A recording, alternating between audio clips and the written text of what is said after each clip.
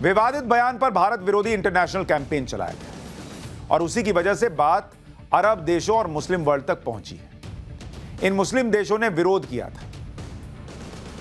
उसमें सऊदी अरब है, कुवैत है, कतर है, बहरीन है, ओमान है, यूएई है, ईरान। और इन लोगों ने यह क्यों किया? क्योंकि इनके पास यह खबर पहुंचाई गई, इनके अंदर के उस भाव को जगाया गया कि भाई तुम इस पे बोलो, मुसलमानों के साथ खड़े हो, ये दिखने की कोशिश करो। क्योंकि इंडिया, देखिए इंडिया जिस तेजी से ऊपर जा रहा है ना, दुनिया को यह पसंद नहीं आ रहा है। अमेरिका को पसंद नहीं आया कि रूस के खिलाफ हम क्यों नहीं गए, यूरोप को पसंद नहीं आया हम रूस के खिलाफ क्यों नहीं गए, पलट के जवाब दे रहे हैं सो अलग, उनको पसंद नहीं आ रहा है। तो ये पूरा एजेंडा चलता है कि कैसे भारत को हिलाओ, थोड़ा तो हिलाओ, ये तो तेजी से भाग रहा है, इसको थोड़ा तो हिलाओगे तब तो डगमगाएगा। भारत के खिलाफ एजेंडा चलाने वाले अब ये माहौल बना रहे हैं कि मुस्लिम देश भारत के खिलाफ हो गए, जबकि सच ये है कि गल्फ कोऑपरेशन काउंसिल ग्रुप में शामिल देशों के साथ भारत का व्यापार पहले से काफी बढ़ा है। 1981 में स्थापित जीसीसी, जो इसमें देश हैं सऊदी अरब, बहरीन, कुवैत, ओमान, कतर और यूएई, 2020-21 में भारत का जीसीसी देशों से एक्सपोर्ट 58.26% बढ़ गया है।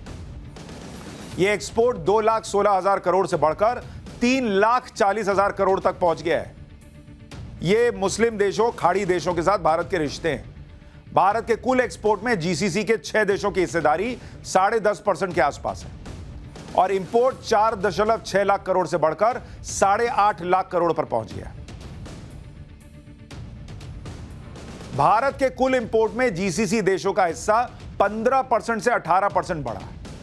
जीसीसी देशों से भारत का द्विपक्षीय व्यापार 6,80,000 करोड़ से बढ़कर 11,96,000 करोड़, मतलब करीब करीब 12 लाख करोड़ का हो गया। अगर विदेश नीति नहीं चल रही है, फ्लॉप हो गई है, तो यह सब कैसे हो रहा है? कोई पूछे असदुद्दीन ओवैसी से। एक एजेंडे के तहत, एक टूल किट के तहत अगर किसी ने कुछ कह दिया तो इसका मतलब विदेश नीति का फेल होना नहीं होता है। जिन देशों ने विरोध किया उन देशों में धार्मिक स्वतंत्रता खुद कितनी है आपको पता है? ओवैसी आपको कभी नहीं बताएंगे। कुवैत, यहां शरिया के आधार पर कानून बने हुए हैं, यह भारत को बताएंगे कि कैसे देश चलाना है। शिया सुन्नी भेदभाव का आरोप लगता है कुवैत पर। आबादी में 35% शिया समुदाय सामाजिक स्तर पर नीचे है और शिया और सुन्नी में कोई हिंदू मुसलमान नहीं है, दोनों ही मुसलमान हैं। तो मुसलमान ही मुसलमान के साथ क्या कर रहा है वो आपको दिख रहा है, लेकिन हमें बता रहे हैं कि हमारे यहां मुसलमानों के साथ क्या होना है। अरे बॉस, हमारे 3-3 स्टार मुसलमान हैं, वो उपराष्ट्रपति मुसलमान थे, स्पोर्ट्स से लेकर हर जगह मुसलमान है और जितनी सरकारी योजनाएं सब जगह हिंदू मुसलमान कहीं नहीं हो रहा। तुम हमको बताओगे मुसलमान के साथ क्या बर्ताव करना और हिंदू के साथ क्या करना है? कतर ज्ञान दे रहा है, यहां भी शरिया कानून चलता है, अल्पसंख्यकों को नए धार्मिक स्थल नहीं बनाने दिए जाते, रमजान के दौरान नॉन मुस्लिम पब्लिक प्लेस में कुछ खा नहीं सकते। सऊदी अरब, यहां धार्मिक स्वतंत्रता के लिए कोई कानून नहीं है, मस्जिद के अलावा किसी और धार्मिक स्थल की इजाजत नहीं है, शिया मुसलमानों के साथ भेदभाव होता है। ईरान, यहां ईसाई, बहाई समुदाय और सुन्नी समुदाय के साथ अत्याचार होता है, जो धार्मिक स्वतंत्रता की आवाज उठाते हैं उन पर अत्याचार होता है। और क्यों मैं ये कह रहा हूं कि ये प्रोपेगेंडा है, आप समझिए। मानव अधिकारों के मामले में दुनिया के 165 देशों में से इन देशों की रैंकिंग क्या है आपको पता है? आप जरा देखिए, ये लोग मुंह खोल रहे हैं। मानवाधिकार रैंकिंग देखिए किस देश की कितनी है। 165 देश हैं और उसमें भारत की रैंकिंग कितनी है? 119, 165 देशों में।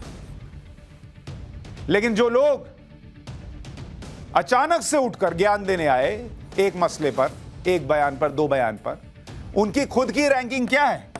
सऊदी अरब, यहां धार्मिक और मानवाधिकार कितना है? ये 155 रैंकिंग है इनकी, भारत से बहुत नीचे। ये भाई साहब हमको ज्ञान देंगे। बहरीन की मानवाधिकार रैंकिंग 143 है, भारत से कहीं नीचे, ये हमको ज्ञान देंगे। यूएई, यहां मानवाधिकार की रैंकिंग 131 है, ये हमको ज्ञान देंगे कि मानवाधिकार क्या होता है और कैसे मुसलमानों और अल्पसंख्यकों के साथ ट्रीट करना है। ओमान, इनकी रैंकिंग है 133, ये भी भारत से पीछे है।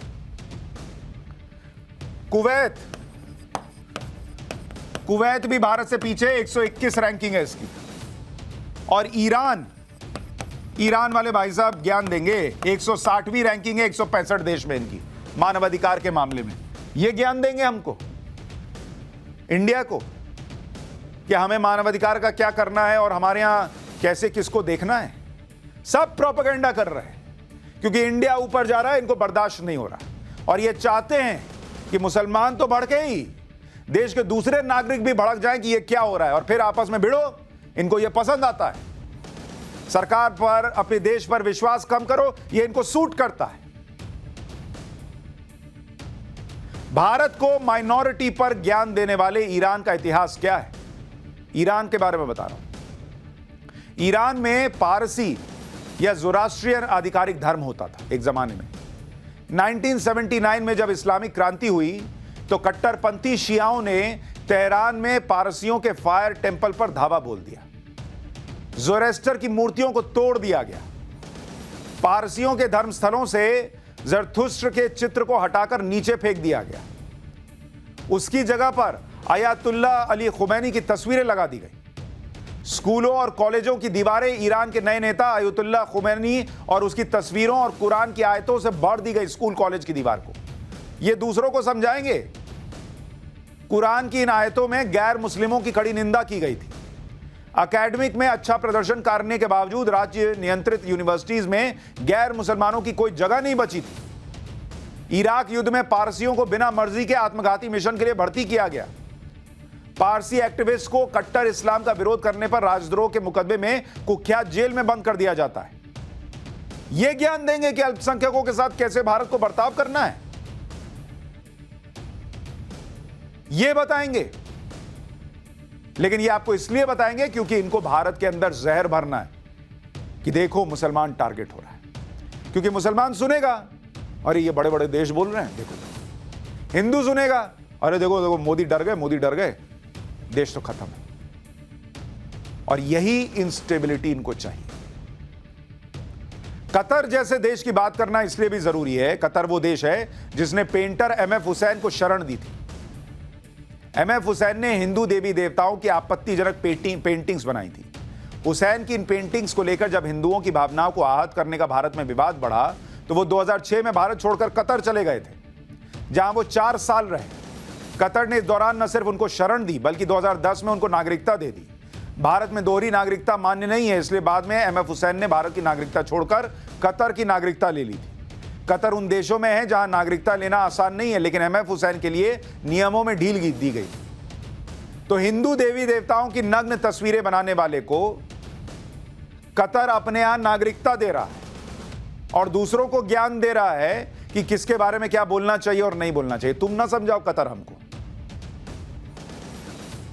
लेकिन मुस्लिम वर्ल्ड का चीन पर मुंह नहीं खुलता। यह आपको इसलिए बता रहा हूं कि आपको समझ में आए कि इनका प्रोपेगेंडा क्या है। इनको ना मुसलमानों की फिक्र है, ना दुनिया की फिक्र है। इन्हें सिर्फ इस बात की फिक्र है कि इंडिया तेजी से ऊपर जा रहा है। खबरों के पीछे की खबर पहुंचाते हैं हम, आपकी आवाज को मुद्दा बनाते हैं हम। टाइम्स नाउ नवभारत को YouTube पर लाइव देखिए, सब्सक्राइब करिए और बेल आइकन जरूर दबाइए।